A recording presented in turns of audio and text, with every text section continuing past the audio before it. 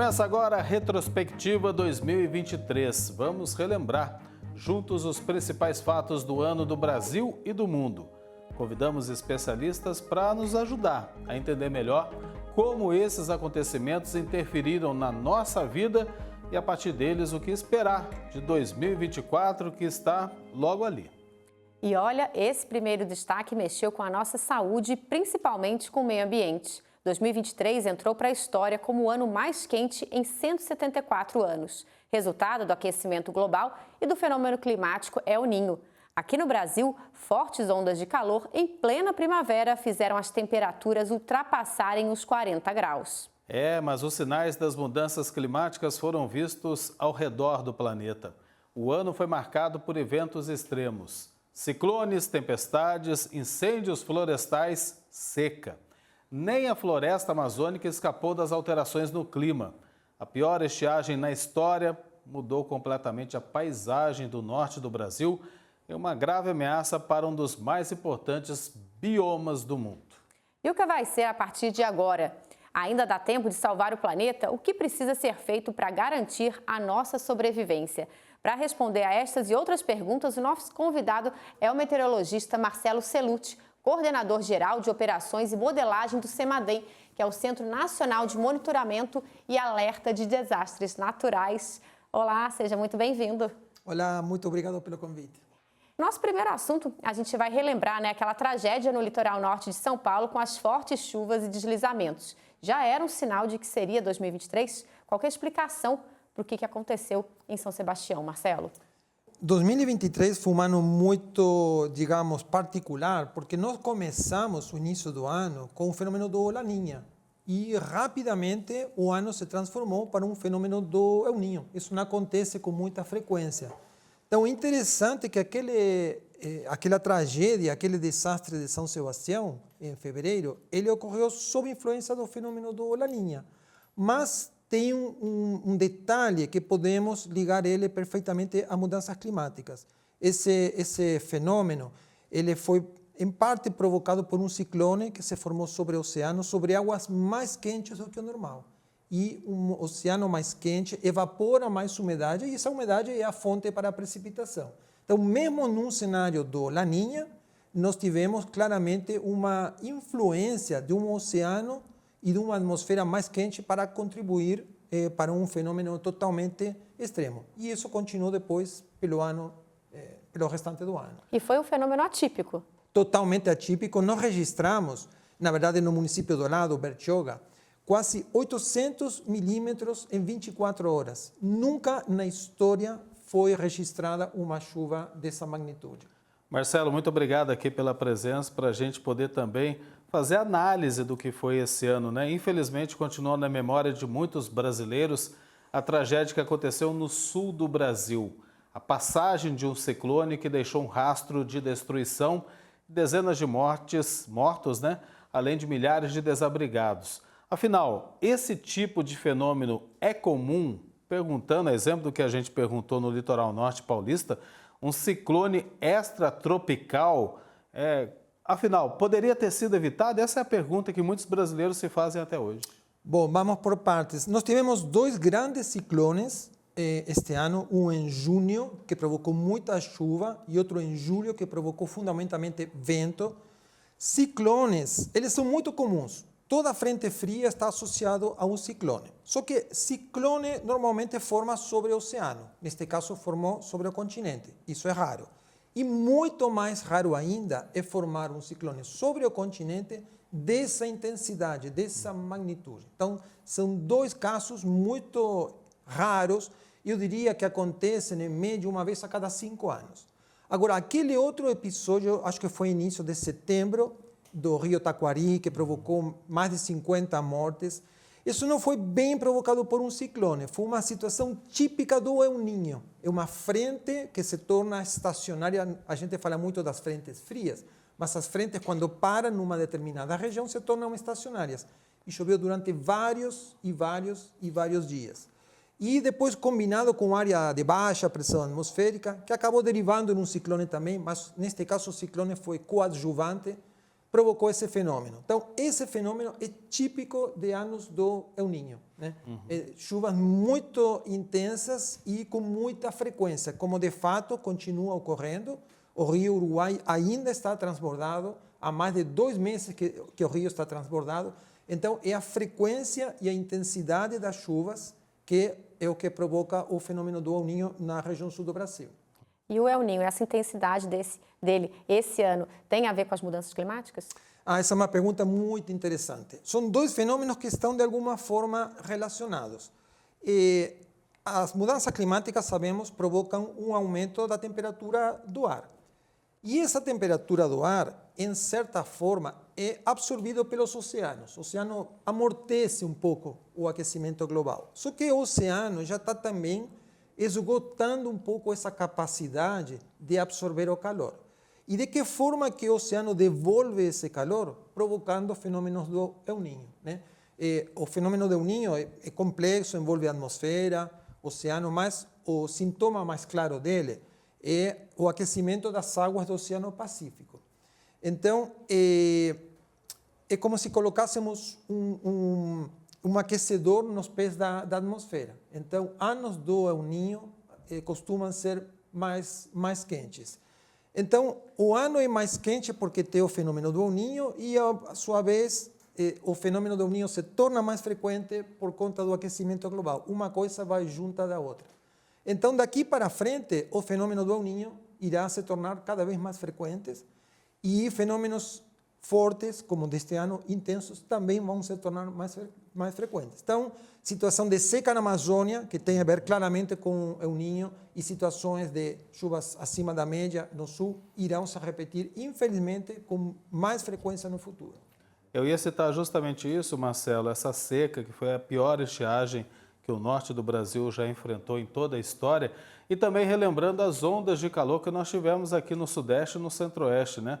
Para nós foi incomum, em plena primavera, temperaturas de 38, batendo até os 40 graus. Eu pergunto, todos esses eventos estão associados ainda ao El Niño? E até quando? Afinal, a gente se pergunta, né? Esse fenômeno vai interferir no clima no Brasil e no mundo?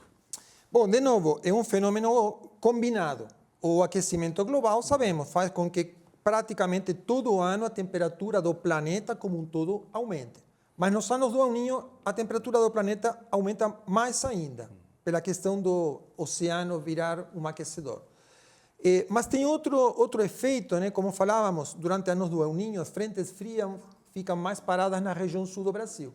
Então, faltam frentes frias, trazendo o ar mais frio para a região central, para o sudeste e centro-oeste. Então, esse foi também um fenômeno que o El Niño contribuiu. Falta de frente fria significa ar mais quente. E para fechar um pouco esse ciclo, digamos, negativo, essa falta de frentes frias também, justamente na primavera, provocou um atraso do início da estação chuvosa. E a chuva, né, as pancadas de chuva de final de tarde, elas acabam, de alguma forma, amenizando um pouco a temperatura, refrescando. Então, não tendo frente fria, não tendo pancadas de chuva e estando inseridos no aquecimento global, de novo, esse tipo de fenômeno também se torna mais frequente. E nós batemos recorde este ano, não apenas no Brasil, no mundo todo. Houve muitas ondas de calor no mundo todo, Estados Unidos, Canadá, Europa. A Europa registrou temperaturas perto dos 50 graus, absolutamente fora do normal. E, como já foi falado, 2023 será muito provavelmente o ano mais quente da história medida, mas também o mês de julho será o mês mais quente também da história medida. E no caso da Europa, o calor acabou provocando aquela série de incêndios florestais que devastaram vários países, né? Até quando o El Niño vai atuar aqui? É uma pergunta que todo mundo está fazendo. Nós estamos, neste momento, no auge do El Niño. Inclusive, El Niño, em espanhol, niño significa menino. E justamente o auge do fenômeno ocorre na época de Natal. E por causa disso, né, os pescadores do Peru, onde o nome foi dado, eles não conseguiam pescar porque a água ficava muito quente e eles entendiam que isso significava que tinham que parar de trabalhar para comemorar o Natal. Então, o El Niño, que agora está no auge, ele vai muito provavelmente até maio, junho do próximo ano. Ou seja, ele vai ainda nos influenciar nos primeiros meses do próximo ano. Marcelo, eu quero agradecer muito a sua participação aqui nesse programa especial da Retrospectiva 2023 e a nossa torcida, né, Lê? Né, Marcelo? É para que a gente consiga ainda abrir os olhos para tudo isso que está acontecendo e parar com esse aquecimento global para salvar a nossa humanidade, o nosso planeta. Muito obrigado, um feliz ano novo e continue com a gente aqui na TV Aparecida sempre, viu? Igualmente, muito obrigado. Obrigada pela participação.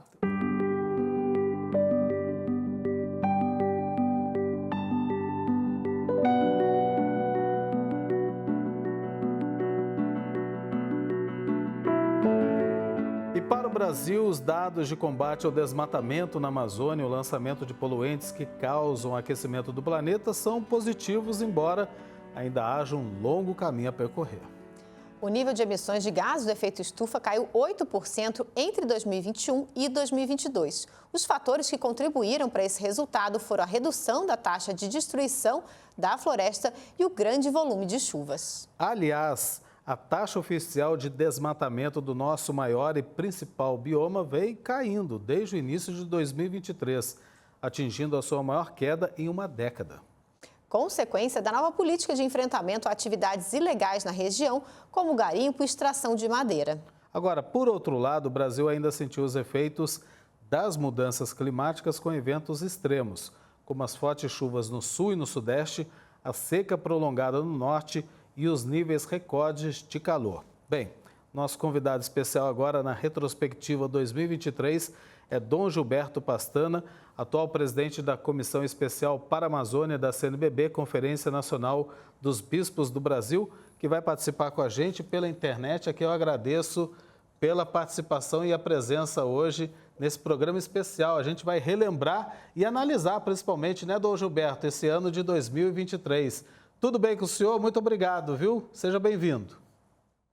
A graça e a paz de Deus, nosso Pai, a você, Eduardo Miranda, a Letícia, dizer da alegria e da satisfação de poder participar desse programa retrospectiva do ano de 2023. Me colocar aqui à disposição para que a gente possa refletir, sobretudo, a situação do povo, a situação dos ribeirinhos, dos seringueiros, dos quilombolas e do povo de Deus em nossa querida Amazônia. Afinal, nós estamos aqui com o propósito de evangelizar e de anunciar a vida para todos.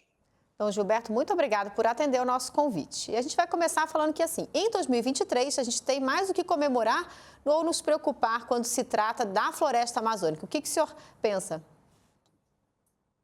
Sem dúvida, nós continuamos com uma preocupação muito intensa. A Amazônia é um país, né? E dado o estado da degradação, dado o estado, sobretudo, da suspensão de várias políticas e, em certo sentido, a ausência do Estado, ela vai demorar um tempo para se recuperar, né? E o nosso desejo é justamente contribuir para que se salve a vida humana, mas também se salve a vida ecológica, a vida da floresta, a água, sobretudo. Agora, Dom Gilberto, de uma forma geral, os dados apontam para uma queda no desmatamento da Amazônia. O que o senhor atribui essa redução? Seria a nova política ambiental do novo governo que tomou posse nesse ano de 2023? Quais devem ser os próximos passos para tornar essa tendência uma realidade na preservação da floresta? Sem dúvidas, acreditamos que houve, sim, um investimento por parte do governo. Mas, como eu disse, a Amazônia ela é um país. A própria ministra nos dizia que, às vezes, as empresas ilegais, os grandes grupos, né, são tão poderosos que, enquanto eles destroem, por exemplo, ela até deu o exemplo de destruição de 20 dragas, né, que custa em torno de 1 milhão cada uma draga dessa. Elas destroem 20, 30 dias depois, eles aparecem com o dobro dessas dragas, né? Então, parece que há grupos organizados também, há uma ameaça também àquilo que é a investida do governo, do Estado brasileiro. Então, eu quero acreditar que possa continuar havendo essa queda, mas, sem dúvida, o Estado vai ter que estar sempre presente. E também através de políticas sociais para essa quantidade de pessoas que ficam desempregadas, essa quantidade de pessoas que precisam também viver. A situação dos índios, por exemplo, é muito grave. Eles perderam roça, eles perderam roçado, quer dizer, isso leva tempo para produzir. Enquanto isso, passam fome, passam necessidades. E, Dom Gilberto, agora falando um pouco da defesa dos povos indígenas, né, e ribeirinhos que vivem na Amazônia, como que o senhor avalia esse ano de 2023? Nós ainda estamos sentindo o efeito da pandemia, né? Então, é claro que essas comunidades, elas custam a se organizar, dado a situação geográfica e dado esse contexto aí pandêmico. Mas o que a gente percebe é que, do ponto de vista organizativo, do ponto de vista da conscientização, tanto os indígenas, quanto os quilombolas, quanto os seringueiros, quanto os agricultores, eles começam a tomar mais consciência, né? Mais consciência dos seus direitos, mais consciência também dos seus deveres, e avançam na compreensão social e também na compreensão política, né? Afinal de contas, a Amazônia ela é importante para o universo, para o mundo, e é necessário que todas essas populações se organizem e se conscientizem através, sobretudo, das reflexões, das temáticas que são sugeridas e que partem a partir da sua própria realidade, para que eles possam ser sujeitos nessa história e não objetos. Para a gente encerrar, a gente noticiou até aqui nos nossos telejornais e nossos programas, o norte do Brasil, onde está a Amazônia, sofreu uma das piores secas dos últimos 100 anos. Como tem sido, Dom Gilberto, enfrentar mais esse desafio e evitar uma tragédia ambiental ainda maior? Há uma solidariedade, né, muito presente na vida do ribeirinho, na vida do pescador, né? Aqui se vive realmente a partilha, a solidariedade. E, graças a Deus, o nosso povo é um povo muito hospitaleiro e muito generoso, e que atende essas campanhas que estão sendo feitas de uma forma emergencial, sobretudo para aquelas comunidades que estão isoladas, para aquelas comunidades que estão passando fome e sentindo, inclusive, a necessidade de água. Então, é claro que houve também, por parte do Ministério, ajuda com cesta básica, mas também, sobretudo, eu diria, a organização das comunidades. O pobre é solidário, o pobre sente a dor do outro porque ele já vive essa dor. Então, ele sabe viver a partilha, ele sabe viver a solidariedade, a fraternidade. Tá certo. Dom Gilberto Pestana, muito obrigada pela sua participação nessa retrospectiva 2023. Seja sempre bem-vindo aqui à TV Aparecida. Eu é que agradeço, né, e desejo para vocês aí um bom trabalho, que todos nós tomemos cada vez mais consciência do mundo em que nós estamos vivendo, a nossa responsabilidade no que tange a conservação do meio ambiente, lutando sempre por um mundo mais justo e mais fraterno. E o nosso desejo ao senhor, né, de um feliz e abençoado ano novo que está chegando por aí, 2024, e que o senhor esteja sempre presente aqui na TV Aparecida. Um forte abraço. Forte abraço, Eduardo e Letícia. Tchau, tchau.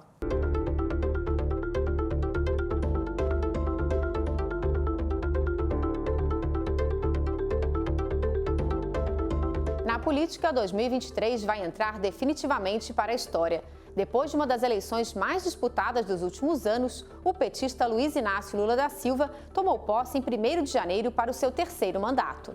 Uma semana depois, o cenário na capital federal foi bem outro. Simpatizantes do candidato derrotado, Jair Bolsonaro, tomaram a Praça dos Três Poderes, invadiram e depredaram o Palácio do Planalto, o Congresso Nacional e o Supremo Tribunal Federal. As imagens rodaram o mundo e repercutiram durante todo o ano com a prisão e condenação dos suspeitos de participarem dos chamados atos golpistas. Na retrospectiva 2023, recebemos em nossos estúdios Alexandre Lima, CEO da Mind Pesquisas. Seja muito bem-vindo aqui à TV Aparecida. Prazer é todo meu estar aqui. A gente vai começar falando pela disputa acirrada em 2022, o retorno do presidente Luiz Inácio Lula da Silva. Qual foi o recado das urnas nessa eleição do ano passado? Eu acho que o recado das urnas é de um Brasil profundamente dividido, um Brasil cindido ao meio, né? Mas de um jeito totalmente diferente das outras eleições. Ainda que a gente já tenha tido, num passado recente democrático brasileiro, eleições disputadas, nessa é uma espécie de cisão mesmo. É como se metade do Brasil não reconhecesse a outra metade no espelho. Né? Agora, Alexandre, bem-vindo. É sempre bom tê-lo aqui conosco, principalmente para refletir sobre esse ano que está terminando, né? Aliás, a gente falava que ano, né? A gente viu aí pela prévia. Agora, o Lula, ele assume o seu terceiro mandato depois de 2 em que ele teve alta popularidade. O que mudou daquele Lula do passado para esse Lula de agora? Tem alguma diferença? Sim, acho que muitas coisas mudaram, né? Primeiro, é um candidato mais maduro, o Lula vai terminar o mandato com mais de 80 anos de idade, que é um bocado diferente de 20 anos atrás, quando ele assume pela primeira vez em 2002.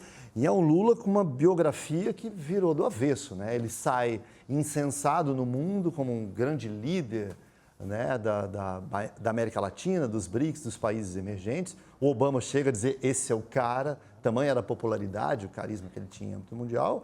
E depois o que se vê é uma derrocada numa velocidade incrível, né, com escândalos de corrupção. Ele chega a ser preso, né, não pode concorrer e quase num renascimento de Fênix, volta ao poder numa disputa muito acirrada de novo e ganha.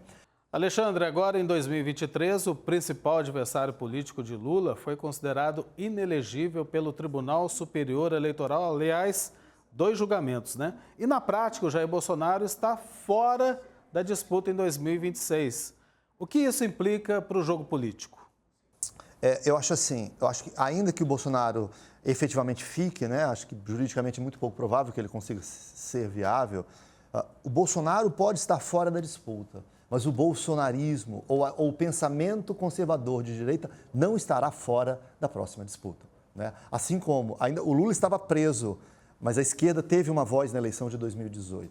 Tanto que o candidato dele, o Haddad, que nem é um candidato super popular, teve 45% dos votos. Né? Então, acho assim, ainda que o Bolsonaro diretamente não possa participar, o pensamento conservador, as ideias de direita, elas estarão presentes, ainda que com outro personagem, elas estarão presentes na próxima eleição, eu não tenho dúvida nenhuma disso. Aliás, se a gente for olhar todas as eleições brasileiras, o PT sempre teve um adversário que pegou algo sempre próximo, assim, seja o PSDB, seja o Collor, mas a direita, centro-direita, sempre teve um peso muito grande nas eleições presidenciais. E a gente já vai ver isso nas próximas eleições municipais, né? Agora, ano que vem, né? Não precisa nem ir daqui. É verdade, teremos uma prévia disso brevemente. E assim, falando um pouco desse primeiro mandato do Lula, ele retomou alguns programas sociais, né, que foram a marca do PT no passado, como o Bolsa Família deu início ao debate de reformas importantes, como a reforma tributária. O atual governo vai ter força no Congresso para dar sequência nessas mudanças na política pública? Eu acho difícil. Acho que ele tentará, mas a gente está vendo que é um Congresso muito mais hostil, negociando de maneira muito mais ferrenha cargos, emendas, que é meio que uma lógica do presidencialismo de coalizão que é no Brasil, mas está muito mais difícil, porque ele não tem uma base, né? Ele precisa do centrão, a direita, o Bolsonaro elegeu muita gente, sobretudo no Senado, então acho que ele terá uma dificuldade inédita. Lula é muito bom como articulador, é um ex-líder sindical, né? Então negociar é meio que a arte dele, mas eu acho que terá muito mais dificuldades inclusive internas, né? Inclusive dentro do próprio partido. Nem todas as mudanças ou reformas são bem vistas por todas. Então, acho que ele enfrentará desafios inéditos e a gente já está vendo isso. Agora, Alexandre, no cenário internacional, quais foram as principais mudanças com a volta do Lula à presidência da República? O Bolsonaro, pelo estilo histriônico dele, um pouco mais radical, que faz parte do personagem político que ele é, tinha uma dificuldade de trânsito maior em organismos internacionais, né? Algumas pautas eram muito mal vistas lá fora, sobretudo em relação ao meio ambiente. Então, a diplomacia brasileira estava um pouco em dificuldade durante a gestão do Bolsonaro. Então, de certa forma, a volta do Lula, ele parece abrir canais de diálogos de uma maneira um pouco mais convencional do que o Bolsonaro fazia. Agora, é um mundo com sua pauta própria. A gente tem 2 guerras, né, importantes, ou quase guerras, uma com a Ucrânia e a Rússia, que se prolonga, né? A gente tem conflitos no Oriente Médio, né? Então, eu acho que os olhos do mundo ao mesmo tempo. A gente tem essa agenda climática, está ficando cada vez mais. A gente está vendo episódios. Eu vi recentemente enchentes no Catar e em Dubai, que é um deserto, né? A gente passou uma onda aqui, antes de chegar ao verão, de 40 graus. No Rio de Janeiro, então, assim, a pauta climática ela está em evidência. Então, acho que é um mundo com uma agenda um bocado diversa. Para a gente encerrar, Alexandre, quanto à consciência política do brasileiro, ele amadureceu ou ainda falta muito? Olha, eu tenho sentimentos ambíguos em relação a isso, né? Eu acho que, se por um lado, a gente trouxe o debate político para a mesa do jantar nas casas, isso é legal, né? A gente discute pauta, discute questões mais universais, discute política, a gente sabe o nome dos ministros do Supremo, isso é um sinal de que a política está entrando na pauta, isso é interessante. Por outro lado, essa última eleição foi muito marcada pela irracionalidade, pela passionalidade, né, e pelo desejo de aniquilar o lado oposto, o que é um bocado diferente da matriz do brasileiro, que é conciliatória, que um time de futebol brinca com o outro. Então, eu notei que, se por um lado a gente trouxe a política para dentro da pauta, a gente trouxe isso de um modo muito odioso, muito passional, e toda vez que a gente decide com o fígado, ao invés de decidir com a cabeça ou com o coração, a gente acaba tomando decisões ruins. Então, teve um amadurecimento de um lado, mas eu acho que existe uma pacificar, né, de alguma forma, esses ânimos, porque a gente... São muito extremos, né? Eu acho que a gente se extremou nessa passionalidade política, acho que a gente rompeu a barreira civilizatória, às vezes. Porque eu nunca vi na história do Brasil a política dividir famílias e amigos, né? Sim. Que isso fique lá bem no passado. Pai e filhos, Exatamente. Mãe, irmão. Alexandre, quero agradecer muito a sua presença aqui, nos ajudando a refletir sobre esse ano que está passando, está ficando para trás. Aqui, 2024... seja de boas notícias, né? O que todo mundo espera. Um feliz ano novo para você, um abraço, querido. Muito obrigado para vocês também. Muito obrigada pela participação. Seja sempre bem-vindo aqui à TV Aparecida. Serei eu que agradeço. Obrigado.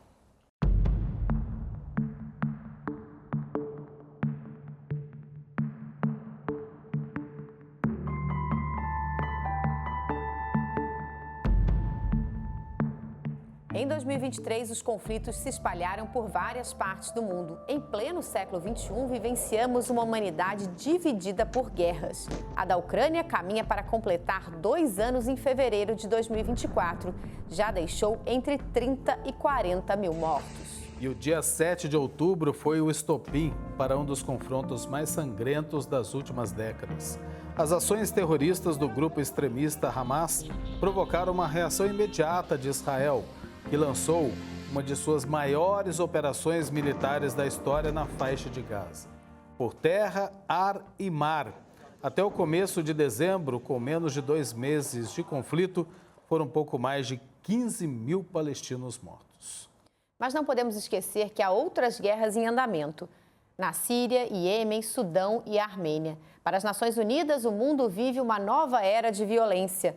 Para a gente analisar e entender melhor esse cenário internacional, convidamos Leonardo Paes Neves, pesquisador do Núcleo de Inteligência Internacional da Fundação Getúlio Vargas, que participa pela internet.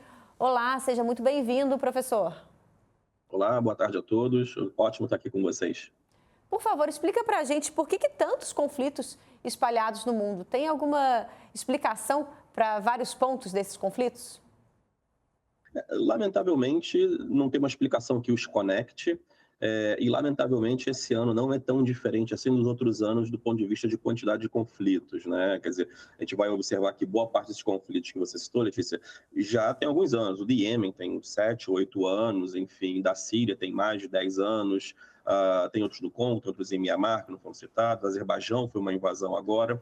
O que eu acho que vai chamar atenção para a gente, na realidade, é que tem um conflito que é de muito amplo escopo, que é a guerra da Ucrânia e da Rússia, que envolve um grande ator, no caso a Rússia, uma invasão interestatal entre 2 estados na Ucrânia, uma guerra direta entre 2 estados, não uma guerra civil que tende a ter um espaço menor na mídia. Então, esse sim, e é uma que mexe com a geopolítica do globo, acho também importante dizer, o conflito da Rússia e da Ucrânia mexe com a geopolítica, mexe com a política externa dos grandes países do mundo, alienando a Rússia por um lado, enquanto os Estados Unidos mais a Europa Ocidental vão para o outro. E no caso de Israel e Palestina, é uma região que tem uma tensão muito grande há muito tempo, é um conflito que eventualmente ele revolve, já aconteceu em outros momentos coisas parecidas, Desse evento agora de 7 de outubro, foi um atentado do lado do Hamas sem precedentes, o que convidou agora Israel a tomar uma atitude também sem precedentes. E todo conflito que envolve Israel e Palestina tende a ganhar uma proporção internacional muito grande, é uma questão muito sensível para muitos povos em muitas de partes do globo, então tende a ganhar uma mídia muito maior. Mas, lamentavelmente, do ponto de vista de números de conflitos, a gente não está tão assim na frente de outros anos passados. E, professor, quais são as consequências para as regiões que são diretamente atingidas pelas guerras e para o mundo de maneira geral? É só essa geopolítica, né, de um espaço a mais para o outro? Não, tem muitas consequências, né? E a gente vai ficar aqui bastante tempo enumerando elas, então acho que eu vou tentar entrar no mérito das principais. Obviamente, dependendo do conflito, tem um impacto geopolítico, no caso, por exemplo, da guerra da Ucrânia, é muito importante. Tem elementos ideológicos, a gente pode ver como, por exemplo, grupos no Brasil e em outros lugares acabam se colocando de um lado de Israel, do lado dos palestinos, e acabam alimentando um pouco a polarização política. Você tem problemas relacionados à questão de refugiados, muitas pessoas fogem do conflito nessas várias regiões para outros lugares, então você tem um aumento de fluxos de refugiados e imigrantes que vão fugir dessas regiões, o que vai gerar impacto nos países que forem receber. Você tem impacto nas cadeias de comércio, o caso da Rússia me parece o mais dramático nesse passado recente, e que a gente vai ter a guerra da Rússia impactando no preço de grãos e no preço de combustível no mundo inteiro. E aí você pressionando a inflação de vários países do mundo. Então, esses conflitos eles têm um conjunto de impactos. Aí vai depender um pouco do conflito, alguns regionais e alguns globais, como no caso da Rússia, no mundo todo. E aí a gente vai ver que a questão geopolítica ela tem um elemento importante, mas tem outras dimensões sociais, dimensões econômicas que também geram impacto na nossa vida.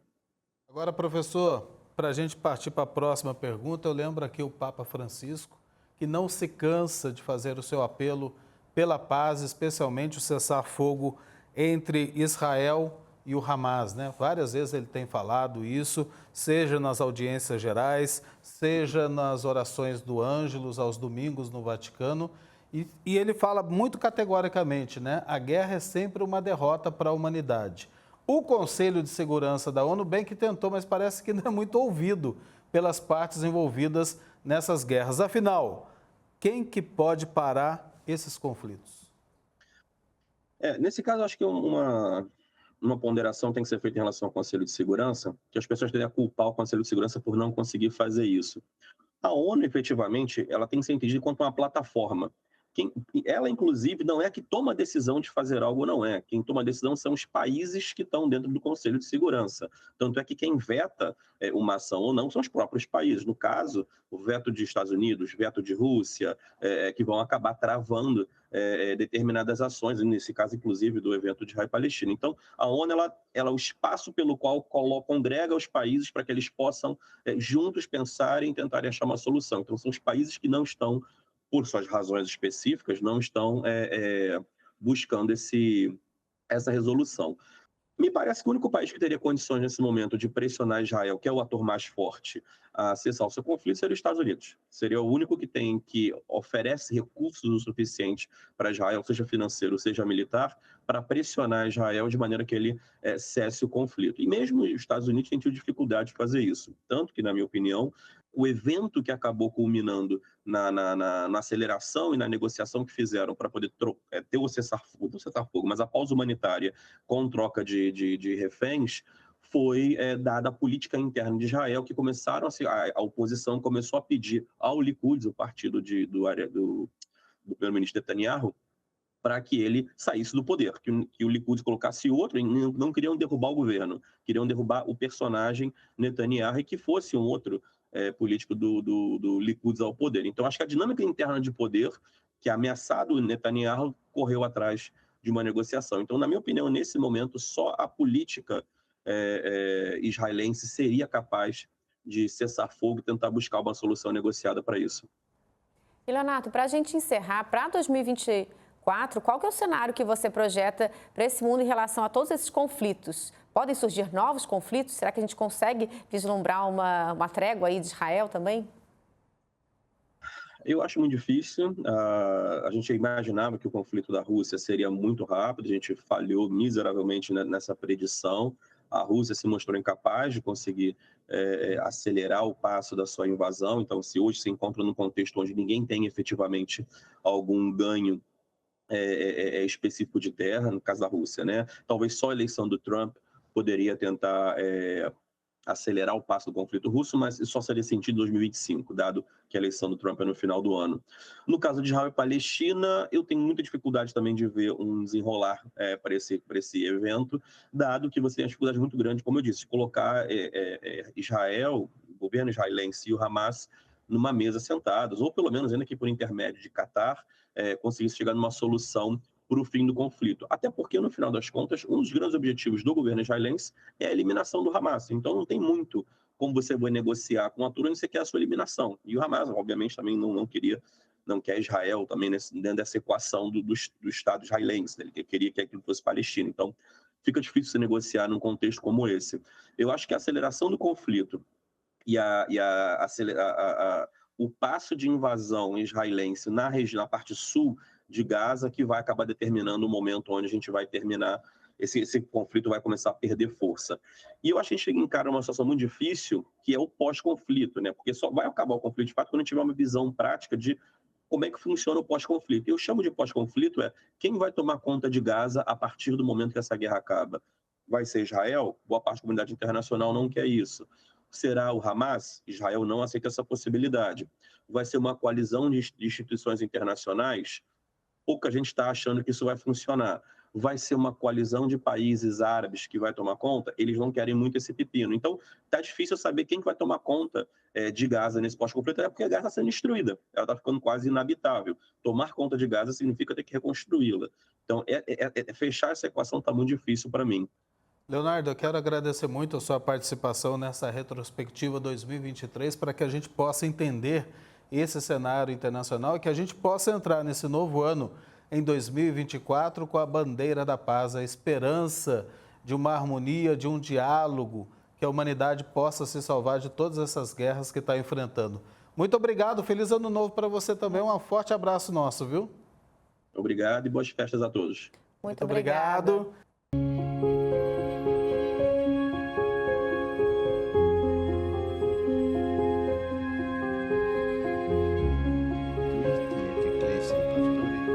Intrepidum verbitui divinorum mysteriorum fidelis. Estamos de volta com a retrospectiva e agora nós vamos relembrar os principais assuntos relacionados à Igreja do Brasil e do mundo em 2023. Nosso primeiro assunto está aqui na tela, a despedida ao Papa Emérito Bento XVI, que morreu no dia 31 de dezembro de 2022 e foi sepultado no dia 5 de janeiro. Para relembrar esse e outros assuntos, nós temos o prazer de receber aqui no estúdio o irmão Alan Patrick Zuccherato, diretor de programação da TV Aparecida. Irmão, gostaria de começar perguntando para o senhor qual foi o legado, então, deixado pelo Bento XVI. Então, olá para você, Letícia, Eduardo e todos que nos acompanham aqui nessa retrospectiva. Como é bom fazer uma memória saudosa, uma memória agradecida, e assim nós queremos lembrar do pontificado do Papa Bento XVI. Primeira coisa, lembrar o Papa que escreveu e falou: Deus é amor, que quis proclamar. Nós sabemos da formação, de todo o conhecimento, a sabedoria do Papa Bento XVI e quanto que isso o ajudou no magistério da Igreja. Mas bonito relembrar as últimas palavras do Papa Bento XVI na ocasião do seu falecimento. E isso mostrando um homem profundamente de Deus, quando ele falava assim: Senhor, eu te amo. E assim entregava a sua vida, a sua missão. Claro que o Papa Bento XVI, e pensando nessa expressão dele, a gente pode também aprender algumas coisas. Nesse final da sua vida, colocar Deus no centro da vida. Nós estamos aí quase às vésperas de um novo ano. Olha que proposta bonita para a gente fazer também. Vale lembrar que nada antepor a Jesus Cristo. Então, há muito a aprender desse pontificado do Papa Bento XVI, inclusive com a sua humildade. Quando depois, em 2013, ele surpreende a todos, né? E era uma época de carnaval, salvo engano, e o Papa, então, que fica emérito, que pede a renúncia do seu cargo, dizendo: olha, eu quero rezar, eu quero continuar acompanhando a Igreja, com as minhas orações, nessa missão, mas numa outra fase, numa outra experiência. Então, temos muito que aprender do Papa Bento XVI e agradecer a vida dele. E Bento, para que nós sejamos abençoados, benditos. Foi assim que nós cantamos quando ele veio para o Brasil. Irmão, sempre uma alegria tê-lo aqui em nosso departamento de jornalismo, principalmente para estar relembrando e analisando esses fatos da Igreja do Brasil e do mundo. Essa foto é histórica, né? Histórica. Nunca registrada entre um Papa e um Papa emérito juntos, e o Francisco sempre teve esse carinho especial com Bento XVI.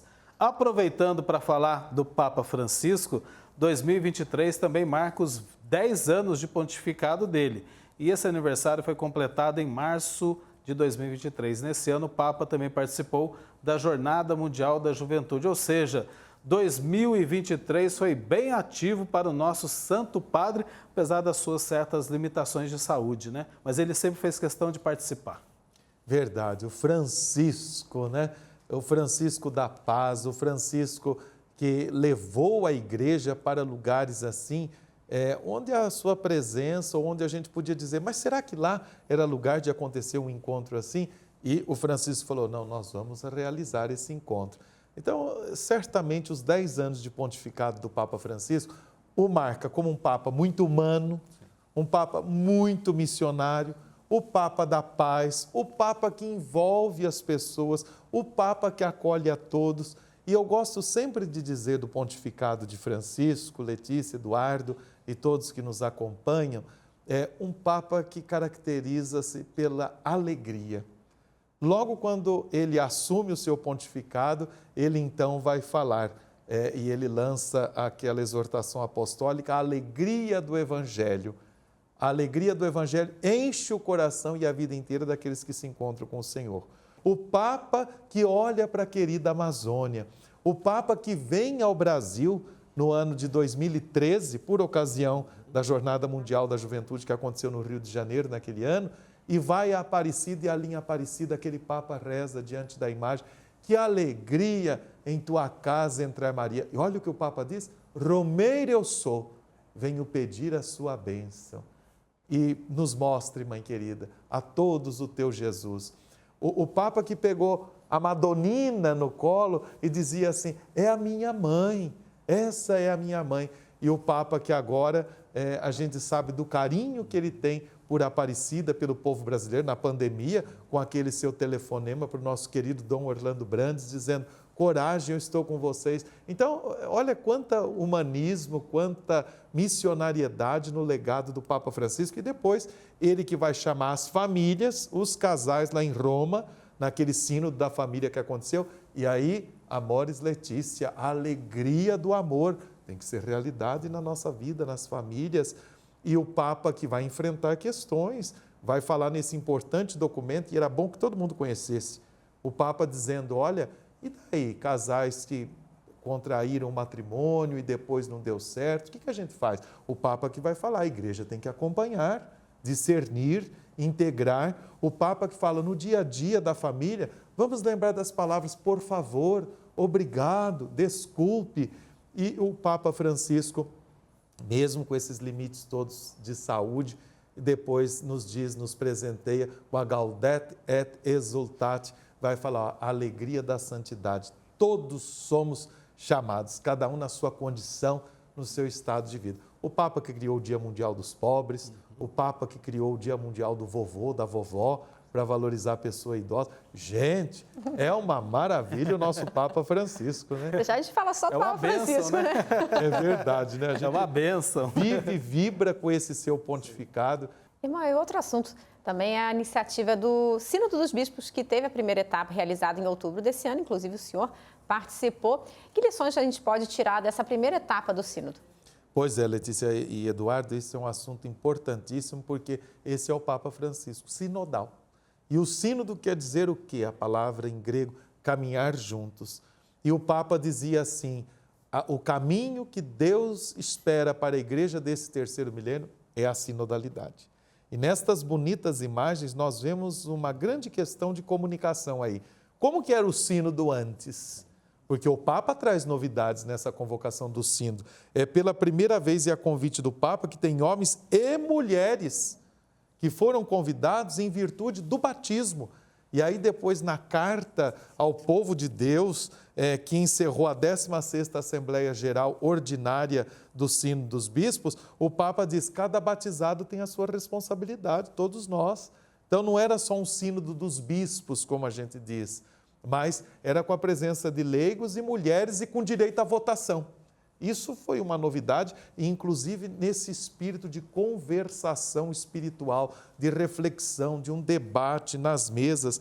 Então, estar lá foi exatamente, e claro, nós estávamos com uma cobertura de comunicação, nós estávamos lá na sala Paulo VI propriamente, né? Mas a gente conversando com os bispos aqui do Brasil, o presidente da CNBB, Dom Jaime Spengler, Dom Joel Portela Amado, Dom Dirceu, conversando também com o cardeal Steiner, o cardeal Paulo César de Brasília, e ainda com as leigas, a Cristina, a Sônia, elas diziam da alegria dessa comunhão profunda. Era a igreja todo, o mundo todo ali. Então, conhecer a riqueza dessas culturas, perceber a diversidade, mas uma comunhão fraterna e profunda nesse método de diálogo. Por isso, essa formatação das mesas, né? Favorecendo essa comunicação, na escuta da palavra. E não obstante, o mundo é em crise. As desigualdades, as feridas, a guerra, e o Papa muito solidário, o Papa dizendo, olha, Nossa Senhora está com a gente, Nossa Senhora está sofrendo por nós e conosco nesse momento. Então, esse sínodo que não terminou, né? Que tem a sua segunda sessão em outubro deste próximo ano, e que teve uma consulta, e que essa consulta, através dessa carta, volta ao povo de Deus. E olha o Papa Mariano, gente, o Papa sempre nos convidando a perceber o estilo mariano na ação evangelizadora da igreja. E o Papa diz assim, olha, não tenhamos medo, a Virgem Maria, a primeira no caminho, nos acompanha em nossa peregrinação. Nas alegrias e nas fadigas, ela nos mostra o seu Filho e nos convida para que partilhemos e confessemos a fé, recomeçando sempre a partir de Jesus Cristo. Então, o sínodo é um grande legado dessa história, uma grande novidade, e é essa igreja que nós queremos, né? No espírito de comunhão, participação e missão. É essa igreja viva, né, que o Papa Francisco tanto fala e que vai ao encontro daqueles que mais precisam, e esse amor manifestado todos os dias praticamente pelo Papa Francisco. Agora vamos falar do nosso episcopado brasileiro, irmão. Vamos lá, porque acontece todos os anos aqui bem pertinho da TV Aparecida, na Casa da Mãe, a Assembleia Geral da CNBB, a Conferência Nacional dos Bispos do Brasil. E agora em 2023 foi a 60ª edição dessa Assembleia, que inclusive teve a eleição de Dom Jaime Spengler como presidente para esse quadriênio que vem, 2023 a 2027. Só que não é o mais importante, apenas a eleição do Dom Jaime, juntamente com os outros bispos que fazem parte da presidência da CNBB. A gente tem que pensar, né, irmão, nos temas que foram trazidos para a Aparecida, para a discussão, para a evangelização, para o futuro da igreja aqui no Brasil, né? Isso mesmo. E sabe que a primeira coisa que eu gostaria de falar em uma assembleia, num número significativo, né? Foi a 60ª Assembleia Geral Ordinária do Episcopado Brasileiro. Eu queria começar destacando o trabalho de vocês do jornalismo, já de alguns anos aqui na TV Aparecida, com a central Dons da Igreja. Preocupados que estamos, por isso estamos lá no Sínodo também, para levar estas informações para você, para dizer, meu querido amigo, minha querida amiga, que você também é igreja e é tempo de participar destas importantes decisões eclesiais.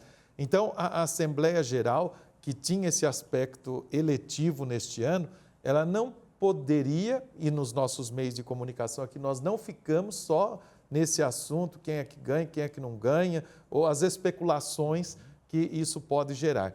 Mas nós exatamente quisemos conversar sobre temas importantes da igreja. Nós estamos aí num período pós-pandemia, era uma primeira vez que os bispos voltavam a Aparecida em assembleia com mais tempo de reunião, de encontro, de confraternização, de oração e de decisões de importantes assuntos. Vale lembrar que essa nova presidência, as comissões que assumem os seus trabalhos, todas preocupadas também em mostrar a beleza, a Assembleia Geral tem esse objetivo, daquilo que é a riqueza da igreja e os ensinamentos desses 10 anos de pontificado do Papa Francisco, foi um outro olhar especial, aplicado nas igrejas particulares, porque aqui nós temos aí uma média de 400 bispos, não é isso? De norte a sul, leste a oeste, falando das realidades e dos desafios da ação evangelizadora, né? Uma preocupação aí, como transmitir a fé para as novas gerações, a animação bíblica da nossa igreja, então, aquilo que nós pudemos ouvir, acompanhar, né? Como meios de comunicação e reforçando sempre aquele compromisso. A partir do Santuário Nacional de Aparecida, nós somos um eco pastoral da igreja no Brasil. Então, a gente deseja os melhores votos para esta nova presidência da CNBB, né? Com a figura de Dom Jaime Spengler, arcebispo de Porto Alegre, no Rio Grande do Sul, como presidente da conferência. E, irmão, para a gente encerrar, a gente fala agora do 12 de outubro, né? Primeiro 12 de outubro dedicado a Nossa Senhora Aparecida, sem restrições pós-Covid. A gente recebeu quase 500 mil pessoas no santuário durante a novena e festa da padroeira. Bonito de ver muitas histórias de fé e devoção a Nossa Senhora, né? Muito bonito, Letícia, muito bonito e emocionante, porque foi difícil, e você aí de casa acompanhou com a gente, foi difícil aquele tempo de pandemia, quando nós aqui, que sempre convidamos vocês para estarem em Aparecida, para participar e organizar a sua romaria, a gente, ao contrário, dizia, você tem que ficar em casa, porque era uma restrição da pandemia. E esse ano não. Esse ano, de fato, a gente presenciou os romeiros, muita gente vindo a pé esse ano, e o povo celebrando, e os comentários quais que foram? As pessoas muito felizes, uma novena oracional, isso é muito importante. Aparecida é um convite para a nossa oração. Uma novena ligada naquilo que foi discussão da igreja no Brasil desse ano também, no ano vocacional, não é? Maria, ensinai-nos que vocação é graça e missão. E esse número expressivo que você traz, quase que 500 mil pessoas que por aqui passaram, a multidão, isso já é um sinal de evangelização. Então a gente diz que a novena voltou com tudo, com a alegria da devoção, na alegria da fé, na saudação à padroeira do Brasil, e a gente quis levar tudo isso para você de casa, dando aquele gostinho. Agora venha, volte, participe. É bom estar na casa da mãe, não só onde a mãe está, mas estar aqui na casa da mãe. E que bom, durante o período de pandemia, nós tivemos o canal de Nossa Senhora. Se o romeiro, o devoto, não podia estar aqui na casa da mãe, a gente levava a casa da mãe até a casa dessas pessoas, o que cultivou todo esse amor, né? E as pessoas vieram à casa da mãe justamente nutridos desse amor para demonstrar toda essa fé, essa devoção à Nossa Senhora Aparecida. Que bonito foi poder participar desse momento, mais momento histórico do Santuário Nacional de Nossa Senhora Aparecida, que os senhores missionários redentoristas cuidam tão bem. Do santuário, da Rede Aparecida de Comunicação, da editora Santuário, e aí vai, né, irmão? A gente está encerrando, eu vou chegar mais perto aqui do senhor, da Letícia, porque eu vou fazer um pedido especial para quem está em casa, que é o nosso amigo, a nossa amiga que nos acompanha durante todo o ano, está todo dia, viu, irmão? Está ligadinho na programação da TV Aparecida, que faz aproximar da Casa da Mãe Aparecida e desse amor da Nossa Senhora Aparecida. Pedir uma bênção especial do Senhor para a gente encerrar com chave de ouro esse ano de 2023, logicamente abrindo o caminho para o ano de 2024, para que a gente possa estar sempre unidos em comunhão, como pede o Papa Francisco, seguindo sempre em frente e seguindo o Evangelho principalmente. Eu peço para o senhor encerrar o arquivo A especial deste dia que a gente está fazendo essa retrospectiva, relembrando tudo o que aconteceu nesse ano. E muito obrigado pela presença mais uma vez, viu? Obrigado a vocês pelo convite, Obrigada. Parabéns pelo trabalho, pelo ano. Sigamos juntos, caminhemos juntos, né? Amém. E nós estamos à frente aí de um grande jubileu, 2025.